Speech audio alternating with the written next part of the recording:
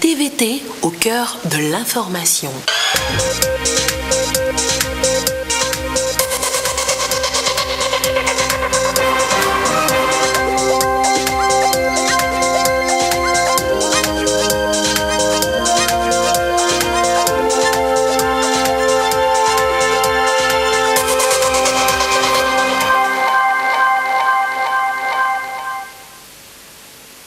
Bonsoir à tous, il est 20h. Dans l'actualité ce soir, le rapport sur l'esclavage contemporain au Togo. Quel constat dresse la rapporteuse spéciale des Nations Unies en fin de mission chez nous? Elle était devant la presse cet après-midi, nous l'entendrons tout à l'heure. Demain, 1er juin, journée de l'arbre au Togo. Le ministre en charge de l'environnement appelle les Togolais à planter davantage d'arbres pour mieux protéger l'environnement. Nous l'écouterons également dans ce journal. Et puis, c'est vendredi, le week-end nous tend les bras. Nous ferons un tour à l'exposition d'art chrétien à la paroisse Saint-Kizito à Lomé. Ça détend, ça fait du bien. Voilà, madame, monsieur, le sommaire. Bienvenue, voici le 20h. L'esclavage contemporain existe au Togo. Il a plusieurs visages. Affirmation de la rapporteuse spéciale des Nations Unies sur le phénomène. Urmila Bola vient de boucler 5 jours de mission chez nous par un point de presse cet après-midi. Que dit donc son rapport? Les précisions et Demsoussou. Le travail forcé des enfants est bien plus remarqué dans les mines et dans les maisons où ces êtres vulnérables sont placés en tant que domestiques.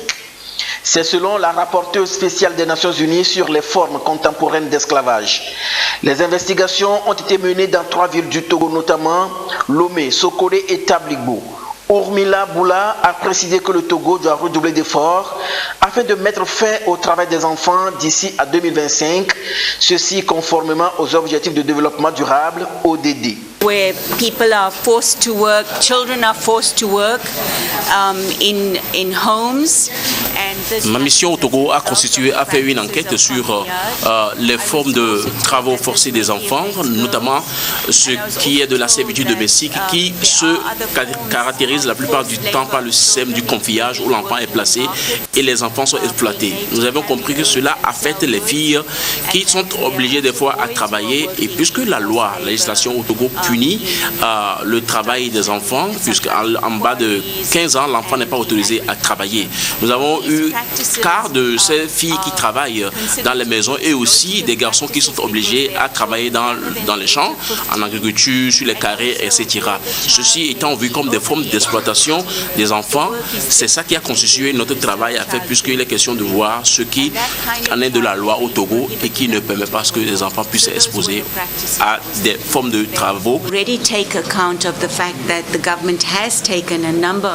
Urmila Boula s'est dite préoccupée par le fait que de nombreux enfants sont laissés pour compte malgré les progrès réalisés au fil des années par le Togo. Dans le contexte du Togo, il y a des dispositions qui sont prises, il y a des cadres, des pas qui sont menés pour que le système qui condamne le travail des enfants soit renforcé davantage pour que cela ne se passe pas.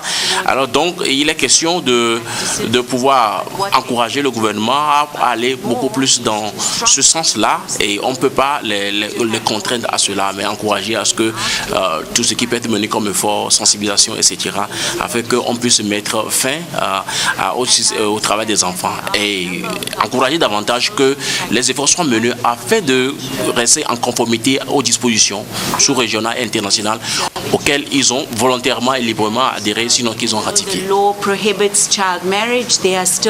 La pratique culturelle de confiage dans laquelle les enfants sont placés auprès des membres de la famille pour travailler en échange de la possibilité d'une éducation conduit souvent à la violence et à l'exploitation selon Urmila Boula. À cela s'ajoutent les violences exercées sur les enfants dits sorciers. Le rapport de l'émissaire des Nations Unies sur sa visite au Togo et les recommandations seront présentées au Conseil des droits de l'homme en septembre 2020 à Genève, en Suisse. On fait les comptes au Fonds de solidarité africain. L'exercice a eu lieu ce vendredi à Lomé et c'est à l'occasion de la 10e Assemblée générale ordinaire de l'organisme. Le démarrage ce matin des travaux, le reportage de Jassimna Mbaga. Cette 10e session ordinaire de l'Assemblée générale du Fonds de solidarité africain FSA tient lieu de Conseil des ministres. C'est donc une session de haut niveau focalisée essentiellement sur l'approbation des comptes exercice 2018 de l'institution financière. Les ministres seront informés du niveau des actifs, le niveau des fonds propres, le résultat de l'exercice et certains soldes intermédiaires de gestion comme l'excédent brut d'exploitation et puis des ratios de performance comme le coefficient d'exploitation ou le taux d'encadrement du personnel. Je pense que tout cela va dans une bonne direction et augure de bonnes perspectives pour le Fonds de solidarité africain. Ces comptes font ressortir un total du bilan de près de 66 milliards de francs CFA, des engagements hors bilan de 50 milliards de francs CFA et un résultat net bénéficiaire de près d'1 milliard de francs CFA. Seul bémol, les arriérés de contribution des États membres, qui se chiffrent à 26 milliards de francs CFA. En la matière, le Togo fait état de bon élève. La République togolaise est l'un des pays qui est à jour de ses contributions au titre du capital et de l'abondement du fonds spécial de bonification. Je dois également me féliciter de la qualité du portefeuille de projets que nous avons en République togolaise. Les projets qui ont été financés à hauteur de près de 53 milliards de francs CFA s'exécutent normalement. Comme perspective abordée au cours de ces assises, la consolidation de la mise en œuvre du plan de développement stratégique à moyen terme dénommé Plan Expansion 2020. Il s'agit d'un vaste programme ambitieux qui vise à améliorer la gouvernance du fonds, sa transformation structurelle et son développement sur la période 2016-2020. Des démarches sont également en cours pour faire du Fonds de solidarité africain une institution spécialisée de l'Union africaine. En abritant les travaux de cette session, le Togo entend amener le Fonds de solidarité africain à financer les projets du Plan national de développement.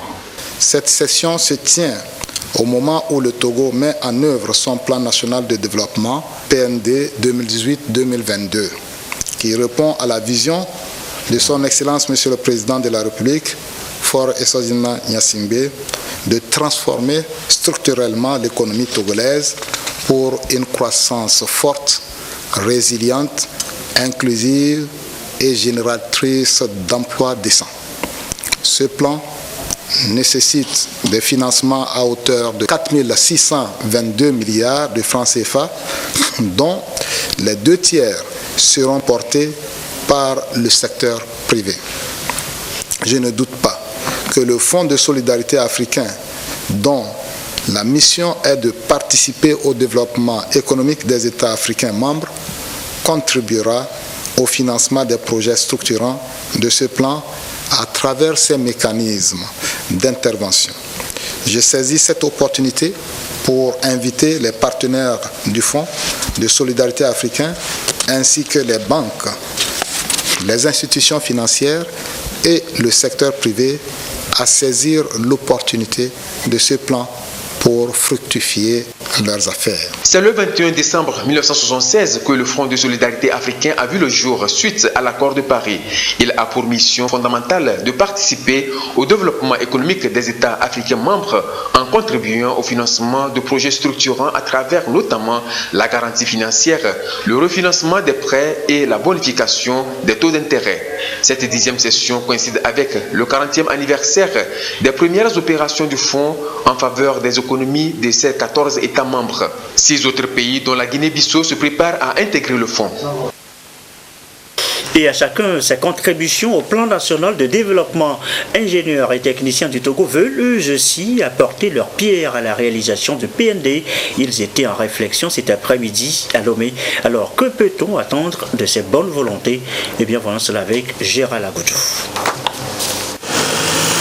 L'objectif global du plan national de développement PN2 lancé par le gouvernement est la transformation structurelle de l'économie pour une croissance forte, durable, résiliente, inclusive, créatrice d'emplois décents et induisant l'amélioration du bien-être social. Une ambitieuse initiative déclinée en 3 grands axes stratégiques dont la réussite nécessite l'implication de tous les secteurs d'activité. Pour jouer pleinement leur partition, ingénieurs et techniciens supérieurs s'approprient ici les composantes du PN2 à travers cette rencontre de réflexion. Jusqu'au jour d'aujourd'hui, là où nous sommes en train de parler, nous ne savions pas ce qui était attendu de nous. Nous sommes surpris de certaines choses, de constater qu'il y a des choses qui ont été faites sans que nous qui sommes les ingénieurs et les techniciens supérieurs qui sommes dans ce pays, que le pays a investi en nous. Ils ont dépensé de l'argent pour que nous soyons formés et que ces projets soient élaborés, que nous n'ayons même pas pu dire un mot pour que ce qu'on nous présente aujourd'hui, on puisse le faire au moins autrement. On parle de financement de ces projets. Nous avons des sociétés d'ingénierie dans ce pays, nous avons des directeurs de sociétés qui sont actuellement là dans la salle, nous avons des partenaires avec lesquels nous œuvrons déjà, qui sont capables de nous aider à financer certains des projets du PN2. D'un coût total de 4 622 milliards de francs CFA, le PN2 attend un financement à hauteur de 65% du secteur privé et de 35% du secteur public. Sollicité dans chacun des 3 grands axes du PN2, le secteur des ingénieurs et techniciens notamment, le génie civil, électrique et mécanique compte apporter sa pierre à l'édifice de la nation. Faire du Togo un hub logistique à l'horizon 2022. Cet atelier de réflexion sur le PN2 2018-2022 s'ouvre au moment où toutes les énergies et les actions convergent vers la mobilisation des investissements pour la réalisation des divers projets contenus dans cet ambitieux programme.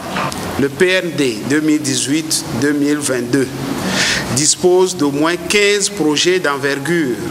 En organisant cet atelier de réflexion pour comprendre la vision et les projets contenus dans le PN2, afin d'apporter des contributions à sa réalisation efficiente, l'Ordre national des ingénieurs du Togo et l'Association des professionnels diplômés de l'ENSI œuvrent ainsi pleinement à la réalisation de leur but, le développement du Togo, notre cher pays. Le ministre, conseiller à la présidence de la République et président du conseil de suivi de l'Ordre national des ingénieurs du Togo, a invité les participants à mettre à profit cette rencontre ainsi que le prochain forum économique Togo-Union européenne pour la réussite du plan national de développement. Aujourd'hui, c'est la journée sans tabac. L'ANCE Togo ne baisse pas la garde.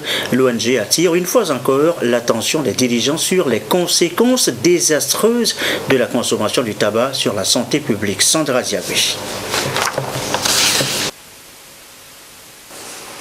Le taux de prévalence du tabac est de 8,5% au Togo. Plus de 600 000 Togolais consomment le tabac, nuisant ainsi à leur propre santé et de facto à celle des personnes exposées à la fumée. Un phénomène qui, grâce aux particules cancérogènes contenues dans la fumée, détruit par conséquent plusieurs organes du corps, y compris les poumons. En 2015, l'OMS a exigé que le gouvernement togolais intègre les avertissements sanitaires avec des images graphiques sur les paquets de cigarettes. Cette année, le thème c'est tabac et santé pulmonaire. À travers ce thème, on va attirer l'attention sur les impacts de la fumée secondaire. La fumée secondaire, c'est quoi? C'est le fait que les gens qui fument rejettent la fumée ambiante et que d'autres qui ne fument pas absorbent cette fumée-là. Et d'après les recherches de l'OMS, quelqu'un qui fume le tabac inhale 15% de la fumée et rejette dans l'air ambiant 85%. Voilà pourquoi l'OMS, à travers la convention cadre de l'OMS sur la lutte anti-tabac, a demandé aux États, à travers l'article 8, que les États adoptent des réglementations 100% non-fumeurs. Ensuite, une des mesures pour protéger les citoyens, c'est que les paquets de cigarettes doivent contenir des avertissements sanitaires graphiques. Ça veut dire quoi? Ça veut dire qu'un État qui prend sa réglementation conforme à la convention cadre de l'OMS pour la lutte anti-tabac doit non seulement avoir des messages, par exemple, le tabac provoque une mort lente et douloureuse, mais aussi doit avoir une image sur le paquet qui illustre ce que le message veut dire. 2 ans après, l'Alliance nationale des consommateurs et de l'environnement en Togo fait l'état des lieux. Nous avions travaillé il y a plus de 2 ans avec les départements juridiques et les départements des maladies non transmissibles du ministère de la Santé pour faire un avant-projet de loi que le ministère de la Santé doit transmettre au secrétariat du gouvernement pour conformer notre réglementation. Nous voulons attirer à travers cette journée mondiale que le tabagisme constitue un problème de santé publique majeur. Qu'on veut avoir une bonne politique de santé, on doit lutter contre le tabagisme. Les non-fumeurs exposés à la fumée secondaire à la maison ou au travail courent 30% de risque plus élevé de développer un cancer du poumon. Depuis 2010, le Togo dispose d'une loi relative à la production, à la commercialisation et à la consommation des cigarettes et autres produits du tabac. Nous en parlions tout au début de ce journal, l'esclavage contemporain. Eh bien voici l'une des formes, la traite sexuelle. Des échanges ont eu lieu ce vendredi sur le phénomène, que retenir des discussions. Ramdan Bassina. Il a été enregistré par les structures de protection des enfants, 146 enfants victimes d'exploitation sexuelle, dont 82 sont du milieu urbain, contre 64 en milieu rural. Et sur 10 enfants victimes de ce fléau, 9 sont des filles. Face à l'ampleur du phénomène, les acteurs de protection des enfants veulent mener des actions plus concrètes dans la lutte contre ce phénomène. Depuis que le projet a commencé à annuler, nous avons eu beaucoup de retombées positives. Nous avons eu beaucoup d'appréciation de la part de l'autorité, de la part des parents, et la participation des partenaires est très importante, et beaucoup d'informations est en train de passer auprès des familles, auprès des filles, des jeunes, pour qu'on puisse arrêter ces phénomènes. Proposer des solutions pour renforcer des actions, tel est le souhait du ministère de l'Action sociale et du Plan international Togo, partenaire financier de ce projet.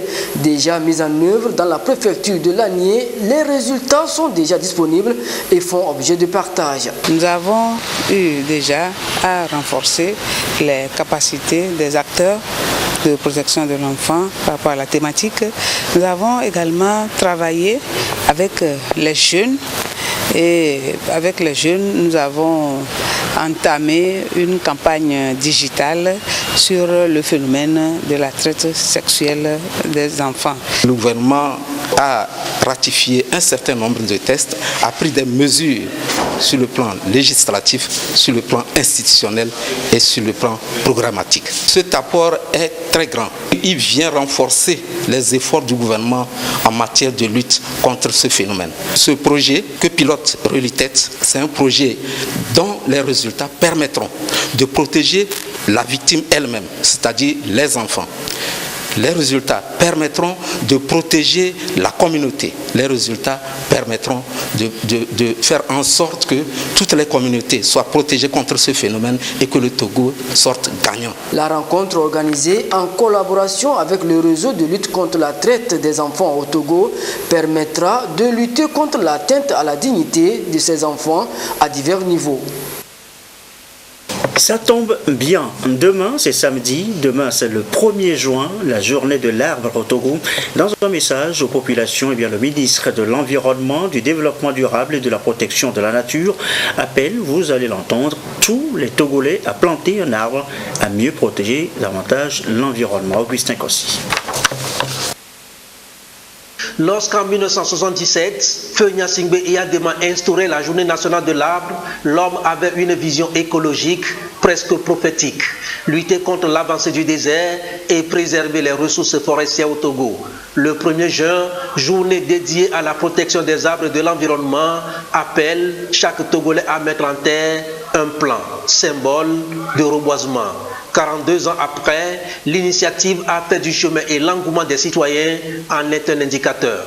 Le ministre de l'Environnement en charge du développement durable et de la protection de la nature invite à sacrifier à la tradition. Demain, 1er juin 2019, nous n'avons aucune raison à déroger à cette tradition, celle de mettre en terre un plan. Le père de la nation, Feu Gnassingbé Eyadema, se projetait dans un Togo vert, avec une couverture forestière optimale et un potentiel ligneux diversifié. Pour atteindre cet objectif, l'approche utilisée cible le reboisement systématique d'arbres de forêt et hors forêt pour une finalité essentiellement écologique. L'importance des forêts pour la sauvegarde de la vie est plus à démontrer. Ce rôle de sauvegarde de la vie et de puits de carbone, le Togo s'y emploie et les résultats du premier inventaire forestier national réalisé en 2016 le démontrent. Un quart de la superficie du pays est occupé par le couvert végétal. Le secteur forestier aurait contribué à 18,32% au PIB en 2015. Les priorités du gouvernement en matière de développement du secteur forestier sont bien déclinées. Dans le cadre stratégique d'investissement pour la gestion de l'environnement et des ressources naturelles au Togo, le plan d'action forestier national et le plan national de développement qui consacre l'effet 12 de son axe 3 à la gestion durable des ressources naturelles et à la résilience aux effets des changements climatiques. Conformément à la vision environnementale du chef de l'État, son Excellence Faure Essoufou Gnassingbé, le gouvernement a pris l'initiative d'assurer l'adhésion du Togo à cette initiative régionale avec un ambitieux engagement de restaurer 1 400 000 hectares de terres dégradées dans l'esprit d'une exhortation de notre hymne national. Je termine en disant, Togolais, viens, plantons des arbres pour les générations présentes et futures. Le Togo est partie des accords et cadres internationaux en matière de foresterie. Un engagement qui traduit la volonté du pays à contribuer à la lutte contre les gaz à effet de serre et le changement climatique. Et chacun, ne serait qu'en plantant un arbre chaque 1er juin, aura joué sa partition. Et la protection de l'environnement, ça passe aussi par l'utilisation des foyers améliorés. 5 ONG en font la distribution dans les régions Savane, Kara et Centrale. Le projet vient de démarrer. La marque Bojona. Au titre de l'appel à proposition de projet lancé par la Commission de l'Union européenne en 2017 pour enfoncer le clou de la mise en œuvre du lot 5 du programme d'appui à la lutte contre les changements climatiques, 5 ONG coordonnées par Agaïb Central ont été lauréates à travers leur projet intitulé « Contribution à la lutte contre les changements climatiques par la promotion et diffusion des fours et foyers améliorés dans les régions Savane, Kara et Centrale du Togo. Ce projet est une réponse à l'épineuse question de l'avancée des changements climatiques par une panoplie d'activités, notamment la promotion de l'utilisation rationnelle du bois énergie principalement. Ce sont les principaux traits de ce projet qui sont présentés au cours de cette rencontre aux acteurs de la commande publique traditionnelle, de la société civile, aux différents services impliqués dans sa mise en œuvre et au groupement de femmes. Tout ce que nous allons faire sur le terrain, l'autorité a son mot à dire. Que ce soit l'autorité administrative ou l'autorité traditionnelle, c'est les portes d'entrée pour l'opérationnalisation des activités. Donc il était quand même question qu'on puisse les réunir pour leur présenter en quoi consiste le projet, quelles sont les cibles qui sont définies dans le projet, quelle méthode ou quelle stratégie le projet utilise pour implémenter les activités et comment les résultats vont être communiqués, la visibilité est diffusée pour que chacun puisse voir qu'effectivement le projet est en train de progresser, il est en train de marquer les effets, il est en train d'atteindre les impacts recherchés par le projet qui est initié par le gouvernement et appuyé par l'Union européenne. Dans le même sens et dans le but de faciliter une mise en œuvre efficace de ce projet, des motos de terrain et du matériel informatique ont été acquis et remis aux différentes ONG partenaires. Ce matériel que nous venons de recevoir va nous aider dans l'accomplissement de nos activités. Les motos vont nous permettre d'aller encore au plus profond des localités pour bien vulgariser nos fours et foyers améliorés, de vraiment circuler nos localités, aller au plus profond pour pouvoir toucher toutes les couches pour la réussite du projet. Aussi, le matériel informatique que nous avons reçu nous permettra de capitaliser les acquis pour pouvoir les diffuser avec d'autres personnes. Outre la promotion de l'utilisation rationnelle des fours et foyers améliorés, le projet prévoit aussi des séminaires de renforcement des capacités et des sensibilisations de masse en vue d'amener les populations à adopter des pratiques et comportements résilients. Après cette rencontre qui consacre le démarrage officiel du projet, les activités prévues vont connaître un coup d'accélérateur. Nous sommes mis en demeure de réinventer notre monde face aux menaces des changements climatiques. C'est à cela que s'attelle Agaïr Central et ses partenaires. Il importe aussi de saluer la présence distinguée de l'Union européenne aux côtés des autorités togolaises dans divers domaines, a dit le vice-président de la délégation spéciale de la préfecture de Tchaoudjo, Bodé Sibabi, au nom du préfet, tout en exhortant tous les acteurs de développement à y adhérer massivement à ce projet. C'est un rendez-vous important, le Forum pour l'investissement en Afrique. Ce sera du 11 au 13 novembre prochain à Johannesburg, en Afrique du Sud. Mais déjà la date pour la soumission des projets est proche, très proche, comme vous voyez. Cadre d'échange entre les porteurs de projets africains et les investisseurs, le Forum pour l'investissement en Afrique est une initiative pour attirer les co-investisseurs et faciliter les transactions afin de combler le déficit d'investissement en Afrique. L'Afrique pourra ainsi réaliser les objectifs du développement durable.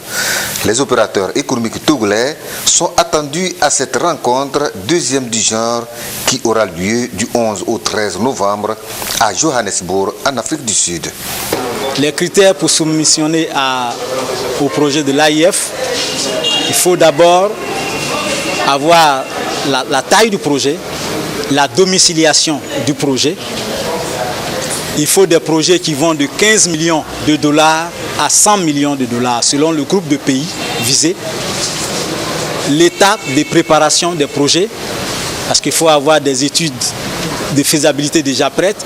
Il faut que le projet soit potable et solvable et bancable pour trouver des investisseurs en Afrique du Sud. Voilà un peu certains critères. Il ne faut pas oublier le critère impact social et impact environnemental. Voilà les éléments dont il va falloir tenir compte pour préparer son projet et le soumettre à l'AIF. Seuls les opérateurs dont les projets seront retenus participeront à ces assises. La soumission des projets est fixée au plus tard, le 30 juin prochain. Selon les organisateurs, la première édition avait permis de mobiliser près de 39 milliards de dollars américains. Merci.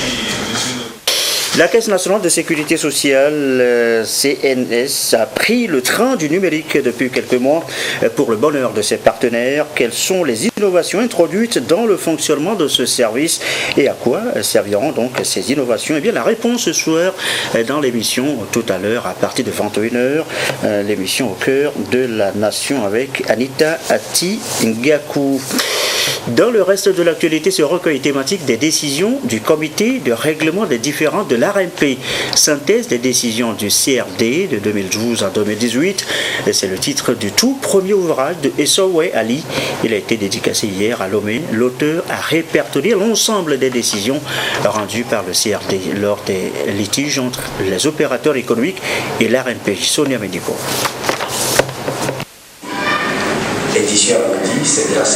Ils sont nombreux les opérateurs économiques qui méconnaissent les lois et réglementations qui régissent le sous-secteur des marchés publics au Togo. Une situation qui entraîne parfois des différends entre ces acteurs et l'autorité contratante, notamment l'autorité de régulation des marchés publics ARMP. Pour mieux gérer ces conflits, il a été mis en place en 2012 le comité de règlement des différents CRD au sein de l'ARMP. Cet organe a rendu plus de 600 décisions en 7 ans d'existence. Des décisions qui sont ici répertoriées dans cet ouvrage de Essowe Ali, intitulé « Recueil thématique des décisions du comité de règlement des différents CRD de l'ARNP, synthèse des décisions du CRD de 2012 à 2018, première édition ». C'est une œuvre de qualité dans la mesure où elle met à la disposition de tous les acteurs en matière de marché public déjà les outils pour pouvoir appréhender rapidement la jurisprudence en ce qui concerne les règlements des différends. Cependant, la critique que je formule à ce document ou à cet ouvrage, c'est justement parce que l'ouvrage a pris en compte toute la période d'existence du CRD de 2012 à 2018. L'auteur aurait pu choisir d'aller par quintile 5 années après. Depuis quelques années, nous sommes dans une dynamique. C'est celle d'encourager tous les Togolais à laisser des traces écrites, à partager leur savoir-faire, leur expérience avec le public. Donc ce qui nous intéresse avec cet ouvrage, c'est que déjà l'État voudrait inclure toutes les couches sociales dans les marchés publics. Donc nous avons aujourd'hui un ouvrage qui permet à tous les acteurs de pouvoir facilement se reconnaître dans la commande publique. Pour l'auteur Essowe Ali, cet ouvrage va permettre aux professionnels du domaine de se familiariser avec les points importants de la jurisprudence du CRD en rapport avec les cycles de passation, de contrôle et d'exécution des marchés publics au Togo. Cet ouvrage est un ouvrage pratique, utilitaire pour tous les acteurs de la commande publique.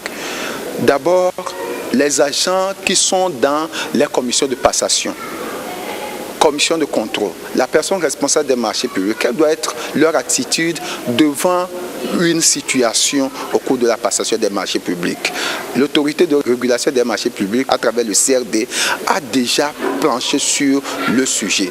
Donc nous avons répertorié ces problèmes-là par rapport à tous les sujets des marchés publics. Essowe Ali est juriste et administrateur culturel de formation, spécialiste en passation des marchés publics et membre du bassin des formateurs de l'autorité de régulation des marchés publics ARNP. Il est également journaliste à Radio Lomé et expert formateur en marché public de la Banque africaine de développement BAD.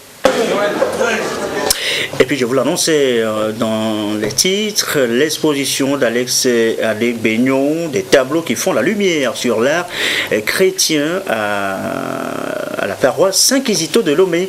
Eh bien, nous reviendrons bien évidemment dans les prochaines éditions sur les images. Ceci referme ce journal. Merci à vous qui nous suivez ce soir à Clacou et dans les lacs. Et comme d'habitude, toujours fidèlement. Une belle soirée, excellent week-end.